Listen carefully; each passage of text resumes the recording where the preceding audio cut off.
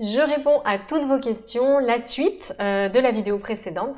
Bonjour à toutes et à tous, je suis Mylène Muller, je suis coach, je suis formatrice et j'ai créé cette chaîne YouTube Les Défis des Filles Zen. Dans cette vidéo, je prends la suite du challenge que je me suis lancé il y a quelques temps, qui consistait à répondre à toutes vos questions sur, on va dire, plus personnelles, sur mon organisation, sur mon fonctionnement au quotidien, entre les différentes casquettes que je peux avoir, d'entrepreneur, de femme, de maman, d'épouse, de coach, de formatrice. Et voilà, j'ai commencé dans la vidéo précédente à répondre à certaines de vos questions. Et donc l'idée, c'est vraiment de prendre la suite des questions. Donc je ne les ai pas préparées, je ne les ai pas regardées en avance. Et donc vraiment de les découvrir avec vous et d'y répondre voilà, en direct de manière la plus spontanée possible. Voilà, donc je prends la première question. Comment parvenir à trouver l'équilibre entre vie pro et vie privée? De quelle manière mettre en place une pratique écologique pour éviter le burn-out? Alors, comment parvenir à trouver l'équilibre entre vie pro et vie privée? Alors souvent, quand on me pose cette question, par où commencer? Moi, je dis toujours par le vouloir. Je crois que vraiment, tous les changements qu'on met en place dans sa vie, des changements profonds, doivent être précédés d'une intention très forte. Une intention, c'est-à-dire une décision ferme, une décision irrévocable. C'est-à-dire qu'elle n'appelle pas discussion ou négociation. C'est vraiment à un moment donné se dire « bon, c'est ça ma priorité. Maintenant, c'est ça ma priorité. » Et tout comme je dors 8 heures par nuit, tout comme je mange 3 fois dans ma journée, tout comme je me brosse les dents après chaque repas, eh bien ça devient une priorité. Et la question n'est plus est-ce que je le fais, est-ce que je le fais pas, mais comment est-ce que je m'organise en fait pour le faire. Et en réalité, beaucoup de changements qui échouent, eh bien ça vient de là. C'est vraiment la raison numéro 1, c'est que la prise de décision au départ, elle n'est pas ferme, elle n'est pas irrévocable. Elle est en négociation, en discussion, et puis et puis elle manque de clarté en fait. Et donc je dirais vraiment que la première chose, pour trouver cet équilibre, en fait cet équilibre, c'est à nous de le créer. Donc on va pas le trouver comme ça, on va prendre une décision ferme et irrévocable, poser cette intention, et puis on va le créer. On va le créer pas à pas. Donc la première chose, je dirais ici à faire, ça va être de dessiner cette vision. Ça veut dire quoi pour moi cet équilibre entre ma vie pro et ma vie privée? Qu'est-ce que ça englobe? Qu'est-ce que j'entends par là? Quel est du coup mon rythme idéal? Qu'est-ce qui vraiment est en adéquation avec moi? Avec quoi est-ce que je me sens alignée? Qu'est-ce qui est juste pour moi? Et on n'a pas toutes et tous les mêmes besoins. Donc je dirais vraiment la première chose, c'est mettre cette clarté-là, déjà sur cette notion d'équilibre. Et puis ensuite, dessiner quelque chose de très précis dans son esprit. Et en ce qui me concerne, c'est vraiment par là que j'ai commencé, à avoir ce rêve, ce désir très clair dans mon esprit. Et puis ensuite, là, je me suis dit, comment est-ce que maintenant je fais coïncider les deux? Parce que cette vision-là, encore une fois, elle n'est pas négociable. Et donc, vraiment, à la base, on a cette décision très ferme. Si la décision, encore une fois, n'est pas ferme, on trouvera toujours des excuses et des prétextes. Donc, de quelle manière mettre en place une pratique écologique pour éviter le burn-out? Eh bien, vraiment, je dirais, ça commence par là. Et ça commence par une intention ferme et mettre de la clarté sur qu'est-ce que je veux créer. Si j'ai pas de clarté, eh bien, qu'est-ce qui va se passer? Tous les engagements, toutes les petites choses qu'on va me proposer au fil de l'eau, eh bien, en fait, je vais dire oui parce que simplement, j'ai pas un grand oui dans ma tête pour quelque chose de clair et défini. Et donc, on va se retrouver avec un agenda rempli de tout un tas de choses, mais pas forcément des choses qui sont essentielles pour soi. Deuxième question, pratiques-tu une activité sportive régulière? Si oui, laquelle? Et à quel moment de la journée? Merci. Alors, je ne suis pas une sportive de fou, c'est-à-dire que je fais un peu le minimum. Je dirais que la première activité sportive de ma journée, c'est quand même de marcher tous les jours, en fait, tout simplement.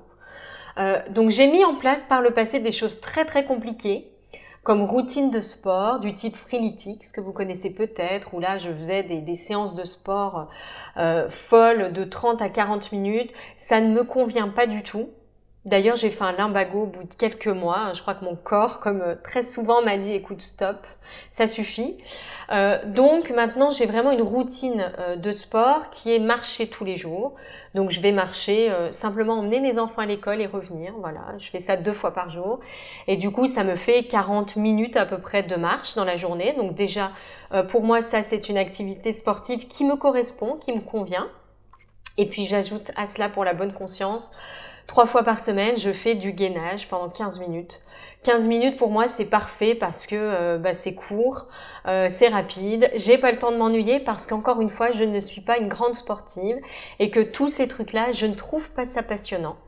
Donc j'essaie de grouper ça avec quelque chose que j'aime, comme respirer, comme la pleine conscience, comme écouter des musiques qui m'inspirent ou juste qui me plaisent, qui me rendent joyeuse. Voilà, et donc ma routine de sport, eh bien, ça donne ça. As-tu la sensation de réussir à te fixer des objectifs dans chacun des rôles que tu occupes, ou est-ce que tu as du mal à laisser de la place ou t'épanouir dans certains? Je crois que c'est une question à laquelle j'ai déjà répondu dans la vidéo précédente. Mais comme je l'ai tournée il y a quelques jours et que je ne me souviens plus de ma réponse, ce sera une nouvelle réponse. Alors comment est-ce que je procède pour garder le cap de tous ces rôles? Oui, on a beaucoup de casquettes différentes, je n'échappe pas à la règle. Et bien sûr, il y a des domaines de ma vie dans lesquels les changements sont plus faciles à mettre en place que dans d'autres. Pourquoi? Parce qu'il y a des domaines où il y a encore beaucoup de choses qui remontent. Il y a beaucoup de résonance, beaucoup de projections, de peur, d'écho. Et les choses sont moins fluides, moins naturelles. Donc, comment est-ce que je fais pour m'y retrouver dans ces différents rôles? Déjà, la première chose qui est importante, c'est d'avoir de l'espace dans sa vie. Et là, on rejoint un petit peu la première question à laquelle j'ai répondu ici. Trouver de l'espace, ou plutôt créer de l'espace. Donc, ralentir le rythme. Et sincèrement, dès lors qu'on a cela en tête, encore une fois, cette décision irrévocable, l'espace, on le trouve. On le crée, on le fabrique. Et comment on fabrique de l'espace? En enlevant des choses qui ne sont pas essentielles. Et là, il y a beaucoup de résistance, mais il faut absolument tout faire, il faut être parfaite dans tous les domaines, il faut aller au bout de chaque chose, etc. Croyance sous-jacente, je dois être parfaite pour être aimée. Mais une fois qu'on a identifié cela et qu'on apprend à l'observer, eh bien l'espace, on peut le créer en fait assez facilement. Il suffit de dire non. Il suffit de savoir aussi exactement ce qu'on veut. Et donc ça, je dirais que c'est peut-être un exercice simple à vous proposer par rapport à ces différents rôles, c'est d'avoir une vision claire de qui on veut être dans chacun de ces rôles. Quel est l'essentiel qui se dégage de chacun de ces rôles? Quel est le message que je veux vraiment laisser dans chacun de ces rôles? Et parce que j'ai pris ce temps et que j'ai vraiment remodelé ma vie professionnelle à mon image, j'ai aujourd'hui beaucoup plus de temps et d'espace pour cet essentiel et donc pour régulièrement revenir à ce qui est important pour moi, à ces messages fondamentaux que je veux laisser, à ces différentes vies que je souhaite créer dans chacun de ces rôles. Et donc concrètement, aujourd'hui par exemple, j'ai plusieurs dossiers là que je regarde du coin de l'œil sur mon bureau d'ordinateur. Il y a un dossier en gros par rôle essentiel et dedans je mets tout ce qui m'inspire. Ça peut être un cours, une vidéo, une page de présentation d'un site ou que sais-je qui est vibrant pour moi, une chanson. Et je regarde en fait régulièrement tout ça. Donc il y a des blocs de temps le soir par exemple, mais pas que le soir, parce que souvent le soir on a quand même accumulé une fatigue de la journée. C'est pas forcément là qu'on est, en ce qui me concerne, dans la plus belle ouverture à ce qu'hier. Il y a surtout la fatigue qui commence à ramollir et donc j'aime prendre des temps dans ma journée, donc commencer ma journée par des choses vraiment essentielles, qui sont justement ces priorités, ces objectifs principaux, qui répondent à cela. Alors fort heureusement, il y a quelque chose que j'ai découvert assez rapidement, c'est que finalement, mes objectifs principaux dans mes différents rôles de vie étaient très liés. Et que mettre en place certaines actions avait un impact en fait très très fort sur ces différents objectifs. Ce qui fait qu'en fait, je me démultiplie pas vraiment, mais qu'il y a des actions très puissantes qui en fait répondent à ces différents objectifs. Par exemple, cultiver la présence, ça c'est quelque chose qui a un impact en fait sur tous les rôles.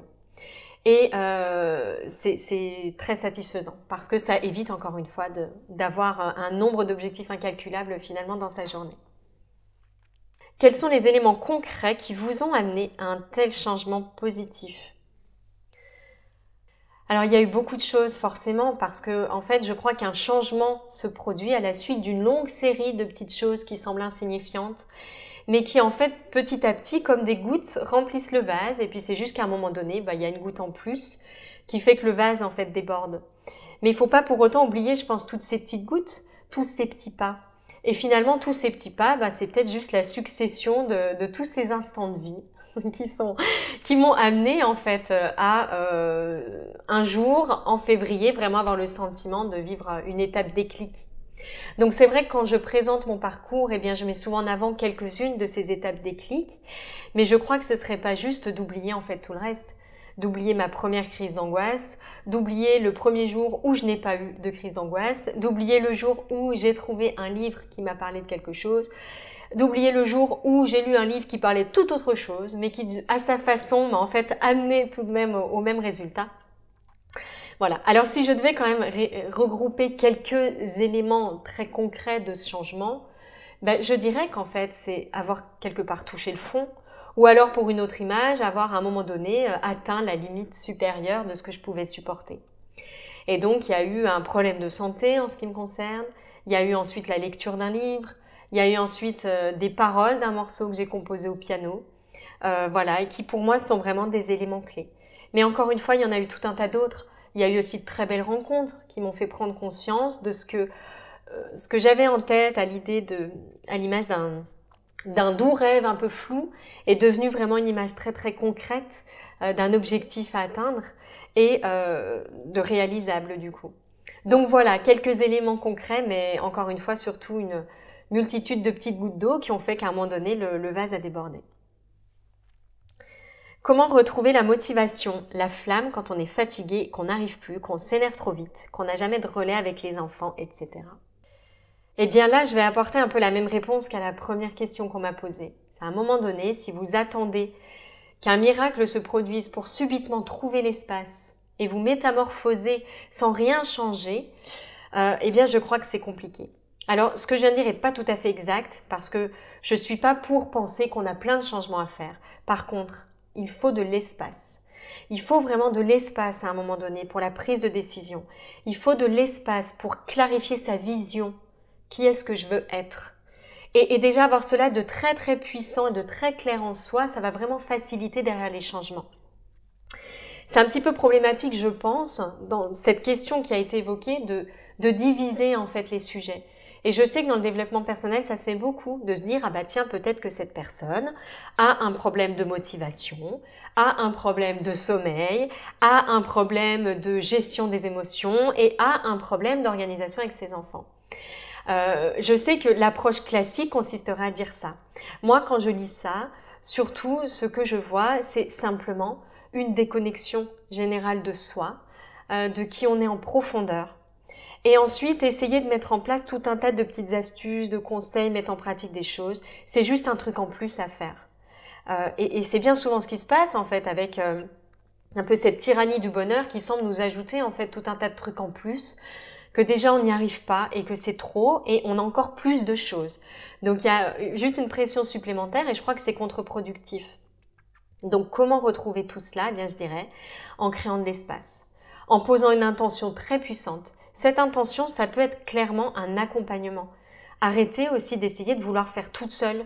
Arrêtez de vouloir continuer exactement de la même façon qu'avant en attendant que quelque chose de particulier se produise. Alors quand je dis ça, trouver un accompagnement, souvent on me dit oui, mais si financièrement on ne peut pas. Pour vous donner un exemple, notre formation, elle est finançable. Et donc, il est tout à fait possible de s'engager dans cette formation sans payer.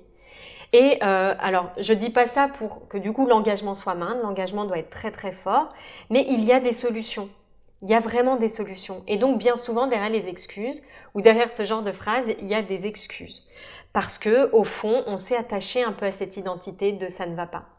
Et en fait, laisser tout ça de côté, poser les bagages, faire le vide, et ben ça demande aussi du courage, hein, de mettre voilà, toutes ces habitudes, toutes ces choses-là de côté. Est-ce que réussir financièrement implique de sacrifier un peu son rôle de mère? Alors, je dirais qu'ici déjà, il y a une croyance. Déjà, la première chose qui m'a sauté aux yeux, c'est de me dire il y a une croyance.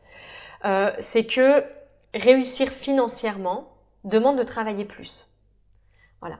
Je dirais qu'ici, il y a une croyance que je vais retrouver chez beaucoup de personnes que j'accompagne dans le type dans le genre, on ne peut pas vivre de sa passion, ce genre de choses. À savoir, en fait, faire un travail vraiment qu'on aime et qui est cool, forcément, c'est gagner beaucoup moins et renoncer à son confort. Donc, je dirais déjà qu'ici, il y a une première chose à explorer qui est de l'ordre de cette croyance. Parce que je le crois et puis j'en fais l'expérience, qui fait que du coup, ce n'est plus une croyance, mais je sais qu'on peut réussir très bien sa vie, voire bien mieux qu'avant, tout en faisant exactement ce qu'on aime. Et quand je dis faire exactement ce qu'on aime, il y a derrière vraiment un travail d'aller en profondeur et de trouver ce qui est aligné avec soi. Donc, on va consommer moins d'énergie. Et donc, est-ce qu'on va sacrifier son rôle de mère? Eh bien non, on peut être au contraire beaucoup plus disponible. Je mets ici un autre bémol. Disponible ne veut pas dire passer plus de temps avec ses enfants. Ça peut être vraiment avoir une présence avec eux à l'instant qui décuple quelque part le temps passé avec eux. C'est-à-dire qu'on peut passer des heures avec ses enfants sans écouter un seul mot de ce qu'ils ont à nous dire. Et puis on peut passer une seule minute très profonde, vraiment de connexion, de reliance, et surtout poser sur nos enfants, puisqu'on parle du rôle de mère, un regard d'ouverture. Hein, je t'écoute, je suis là avec toi, qu'est-ce que tu as envie de me partager? Et donc je crois qu'ici il y a plusieurs idées en fait, peut-être à démêler, pour créer une nouvelle croyance, qui est qu'on peut réussir très bien professionnellement. Pour moi, c'est vraiment trouver le rapport qualité-prix. Faire vraiment ce qu'on aime et que ce soit confortable à vivre. Voilà, c'est vraiment, pour moi, c'est ça la réussite. Et bien aussi revoir un petit peu cette idée reçue selon laquelle il faut passer un maximum de temps avec ses enfants. On peut être toxique en fait pour ses enfants. Et finalement, passer un peu plus de temps avec soi-même pour dénouer certaines choses avant d'aller au contact de ses enfants, ça peut être aussi très positif pour eux et pour soi. Alors, je n'ai pas vraiment de questions. Voilà, je vais peut-être finir là-dessus, je vois que la vidéo est déjà un petit peu longue. Je n'ai pas vraiment de questions car je me rends compte qu'en appliquant les principes du CAP, le coaching de l'alignement projet, et je n'en suis qu'au début, j'ai du temps pour faire tellement de choses qui me comblent de joie et d'énergie que je savoure mes 24 heures de vie avec délice. On va croire que c'est moi qui l'ai écrit cette question.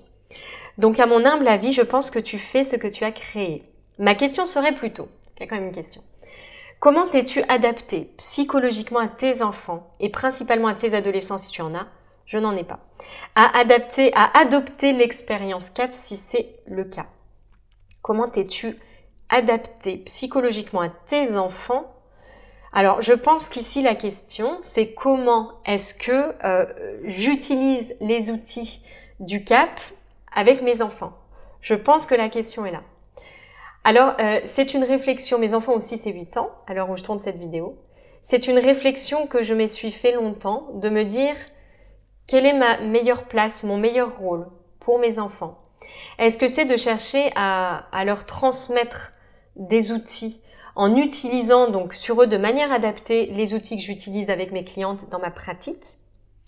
J'ai commencé en essayant de faire ça. Et puis ensuite, j'ai réalisé quelque chose. Que en faisant ça, eh bien, c'était un petit peu mon ego qui parlait. Et qu'en réalité, ma plus belle posture, c'était plutôt de cultiver ma posture. De cultiver, encore une fois, l'être avec mes enfants, plutôt que qu'est-ce que je fais de ce temps-là, mais simplement être avec eux. Et leur communiquer, mais sans parler, en fait, cette posture-là, cette présence, cette disponibilité, cette ouverture à l'autre. Et je me rends compte en disant ça que c'est exactement ce que j'enseigne aux stagiaires coachs que j'accompagne à devenir coach du CAP, c'est qu'en fait 90% de ce qu'on va transmettre aux autres va passer par cette posture, cet être. Quel regard je pose sur l'autre, comment est-ce que je suis devant l'autre. Et je crois qu'en fait, c'est là l'essentiel. Donc avant même d'aller utiliser les outils, essayer de les adapter à mes enfants pour qu'ils les appliquent, simplement, eh bien leur montrer l'exemple. Et d'ailleurs, on dit souvent que la meilleure éducation, c'est l'exemple. Voilà, je vais m'arrêter là pour cette vidéo. Je reprendrai dans une prochaine vidéo, du coup, les réponses à ces questions. J'espère que ça vous parle, ces messages, ces questions. N'hésitez pas à me poser vos propres questions si vous voulez sous cette vidéo. On les regroupera pour tourner de prochaines vidéos de ce style parce que je pense que c'est des vidéos d'un style nouveau et qu'elles ont tout à fait leur place. Je vous souhaite une très très belle fin de journée et je vous donne rendez-vous très bientôt pour une prochaine vidéo.